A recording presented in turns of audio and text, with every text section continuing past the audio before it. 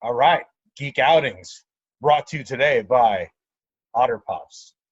It's going to be the snippiest episode ever, apparently, but we are talking about The Mandalorian, episode 5. This is Ed coming to you from San Antonio by way of Los Angeles, of course, Venice Beach. Whoa, that's like a roundabout way of saying you're coming from San Antonio. Hey, it's Bobby, like always, coming from Santa Monica, chiming in. It's Rob coming from San Francisco, a.k.a. Bubba Fresh. Ooh, the other Rob, a.k.a. Robert Loose Dog, coming at you from Southern Oregon. All right, today, Mandalorian episode 5. I don't really know where to start on Start this. at the beginning. It's our first space battle.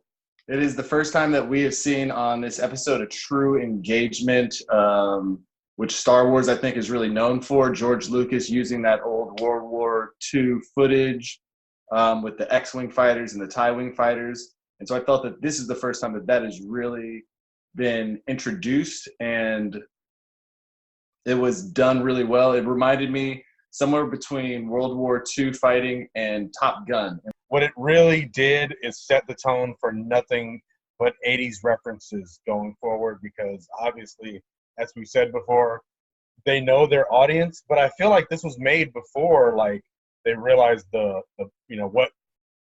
what a fandom was going to accept and how they were going to respond. So having this made at this point in the series ahead of time was kind of genius, because it's not, the whole episode is nothing but fan service, and it's definitely dedicated to 80s babies that love Empire. It made me watch Empire yesterday. 100%. Lucy, what do you think about the Top Gun? Brakes, he'll fly right by. Ed hit the nail on the head. 100% fan service. Callbacks to New Hope. So many Easter eggs. Mos Eisley Tower, you're coming in, the Sand People, even Toro. And my least favorite part of the episode was Toro. I didn't think he did a good job. He tried to pull off Han Solo at the beginning. But that, if you look at that compared to the New Hope, that's the same cantina that Obi-Wan walked into and Luke Skywalker walked into. It's the same robot bartender. It's the same seat Han Solo was sitting in with his legs up and all that. So all that, and then that jackass had to open up his mouth and ruined it for me, because he fell short for me. That character Toro, the apprentice bounty hunter. Did you really not? Hold on. My favorite part of the episode was that first 15 minutes was a love letter to George Lucas and the fans, with direct references to the New Hope and how that all got started off. My point is that her name is Pelly. She looks like Richard Simmons, so that's 80s fan service once again. I don't know if they did that on purpose or not. No, she's awesome. She looks totally like Richard awesome. Simmons. She's badass, but she looks like Richard Simmons. So I thought that it was really cool to get onto her character before we move on to stuff. Her introduction was really cool, because if you're looking at the classical story structure, or like that idea of the Greek Norns or the Crones or the Furies, in the last episode we were introduced to our first strong female characters outside of the blacksmith. And first you see the soldier, who I kind of take as the maiden, like she's not she's pre-sexual. Then you have the widowed mother, who's the fertile middle matron. And now you've been closed out with the crone, the old lady who's childless of her own, but she wants to take care of something. I thought it was real clever to have those three classical facets of the female representation in stories brought into this episode. She was also dressed like Ripley from Aliens, by the way. I don't know if any of you guys noticed. Like, that was the same Aliens costume, so I'm sure that was a slight reference. Besides, her hair was pretty similar too. It's either somewhere between Richard Simmons and Ripley. Yeah. Ripley Simmons. She looks like Ripley Simmons. All right. Is that character still alive, or is she dead? I'm guessing she's alive. Oh, you're talking about the bounty, right? Ming-Na Wen. The assassin. She's dead. I think she's dead too. But wait, you know what I think the bigger question is, and I think we're all beating around the bush here on it, because Editor has expressed this to me, and I thought he was just out of his mind until someone at work said the same exact thing. And either they're both crazy, or maybe there's something to it. Who walked up on Ming-Na Wen at the end, and why? So Ed said something crazy. He thought it was Boba Fett. And this guy at work said he thinks it's Boba Fett as well because the boots had spurs, which he said were classic Boba Fett attire as opposed to just Mandalorian attire. It was the Mandalorian. What?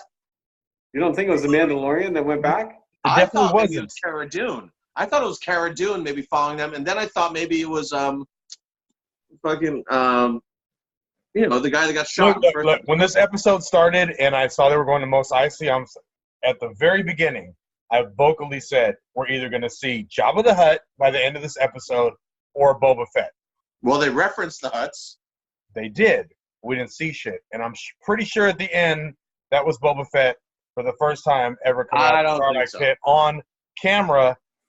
So some things that I want to point in. So I think that was cool that they did a really tense setup with that character kneeling down, whoever they may be. It was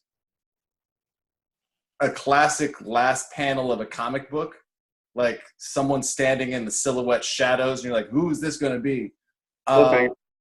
What I think made it really successful as a delivery was that you do not know how long these episodes are.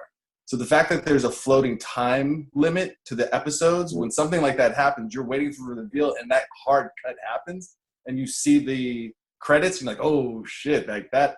So I thought that was post-credit stinger too, because someone I spoke to that I'd seen it, I was like, yeah, me and my friends were talking about like the boots at the end. He's like, what boots at the end? I was like, oh, I think it played after the credits started. He's like, I stopped watching.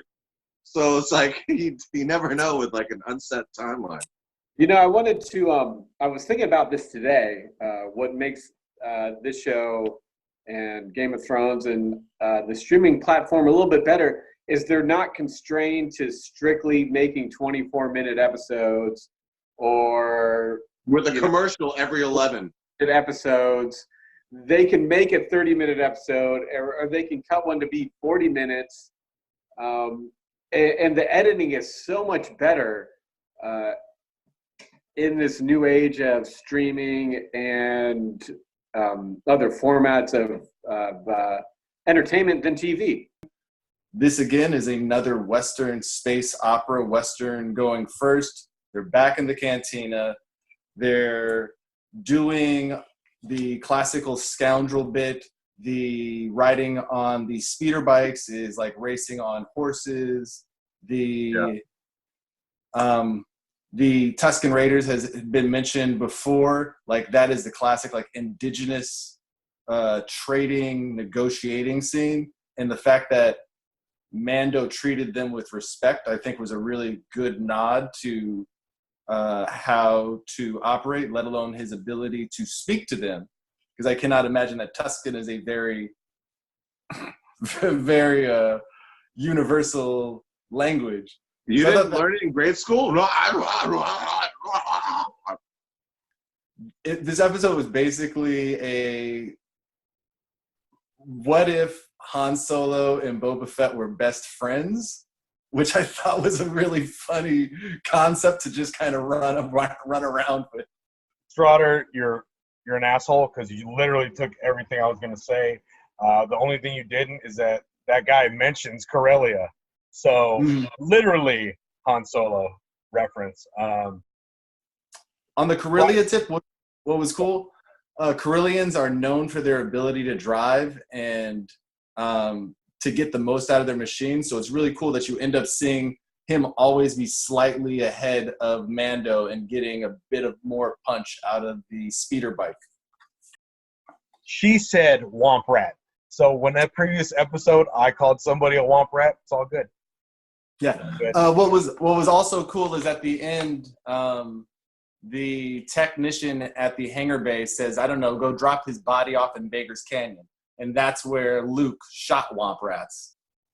I did not know that. Perfect. Neither did I. That's cool. A letter to fans and George Lucas for The New Hope, because they made so many references or dropped so many Easter eggs to that specific movie. The question I want to ask you guys, is Mando force sensitive? No. Are you No, sure? I don't even think he believes in it. You see how the force wielders deal with animals, and he got 2 animals to succumb to him pretty quickly so far.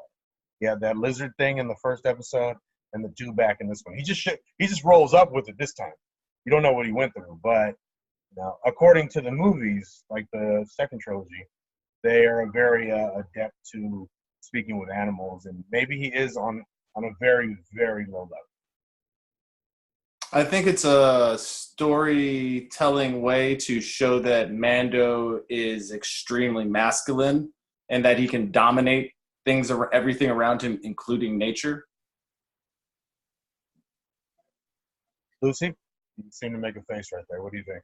I'm not getting that deep with that. I think it's a space opera western. they need him to ride something, Is this a What filler is- episode? Okay, hold on. Describe filler episode to me, Well, because it was- I felt the characters being built continually in both episodes. We found what they do and don't want. He's constantly challenged what his morals are. He could just give up the kid. So what defines a filler episode? If you're talking 80s comics, it means the story's not moving along. If you're describing anything after that, it means there's not enough action. If you're on the run, how do you move the story along? That's literally All right. part of Hey, the... I'll say it like this. I've been watching the Game of Thrones recently. I know these are half-hour episodes and they're different stories, but for as much as a budget as this thing has, and based on what I've been seeing on Game of Thrones, cliffhangers, exciting stuff, every episode going on in Game of Thrones.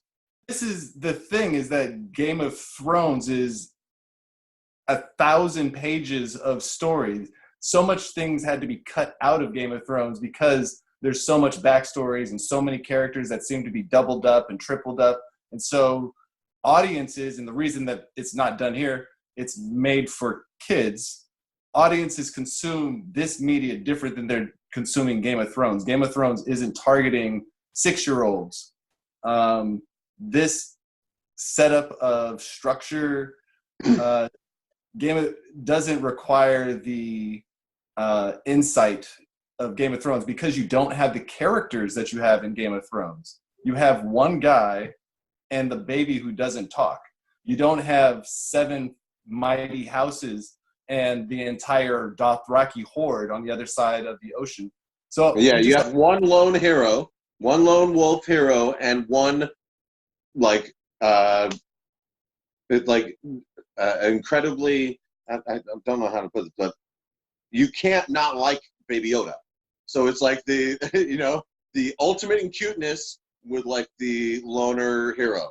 It's like, yeah, it's a totally different dynamic than like all those different factors. No. I guess that's where it comes to like a modern mentality of like, there are only 8 episodes, so everyone needs to be action-packed, story-moving, scenery change. That's just what people are used to. So in that term, I guess these last 2 have been filler. The Baby Yoda thing, they're not really... I thought there was going to be some force use in this episode because there hasn't been since, the second one? But How about some reveals on his actual history? We still don't know if he's a clone or. Okay, this is conjecture. I'm talking about like what happened. Like, you heard he got locked in that room and he bent the shit out of that fucking door, and that's when what did I call her? What's her name?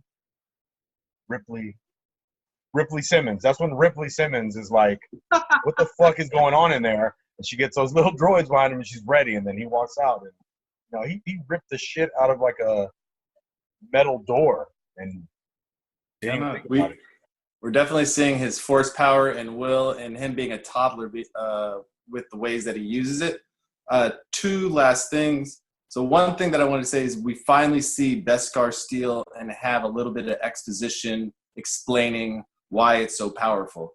The Beskar can take this shot. Like, and this is like basically we're assuming like a 50 cal kind of sniper in laser form. He knows exactly the kind of shot that can make the gun that can make that shot. I thought it was interesting how he downplayed the power of the Beskar in front of that guy. He made it seem like it was just like, oh yeah, it took it from that angle. I feel like you could take it a lot closer, but part of being, you know, who he is hiding a lot of stuff from even just a random guy that he's working with for like 2 days. You know what I mean? And what else was cool was that the blaster mark left over reminded me of Boba Fett and his damaged and pockmarked, battle-scarred armor. So I thought that was kind of like a cool nod. Did you get blood rushed to my things, and my eyes slightly dilated. So the last thing that I wanted to touch on was that when Finnick and Toro are going back and forth, and keeps saying, "I'll be a legend." He's like, "I'll be a legend. I'll be legendary." And I thought that was kind of a nice nod to Star Wars Legends as a expanded universe alternate to what we're now seeing exist in the Star Wars world. So if we're talking about all the expanded stuff that is now not canon, that was left in the Legends universe, if you're doing an entire episode that's basically a love letter to that universe, to have that wordplay in there, I thought was a cool nod.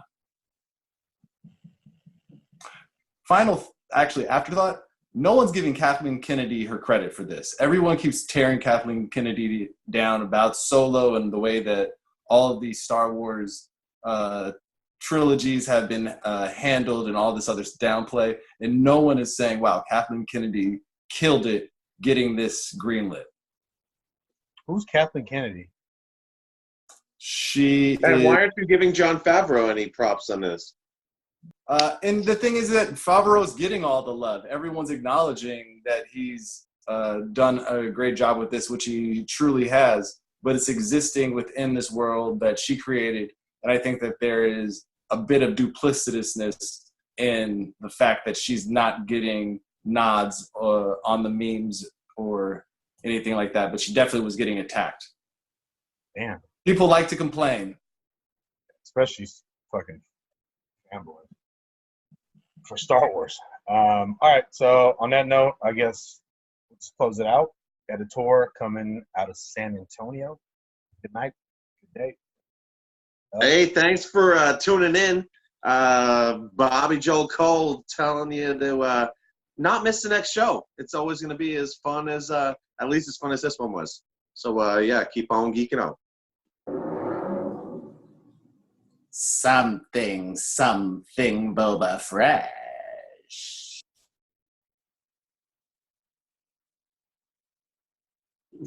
Lucy, I have spoken.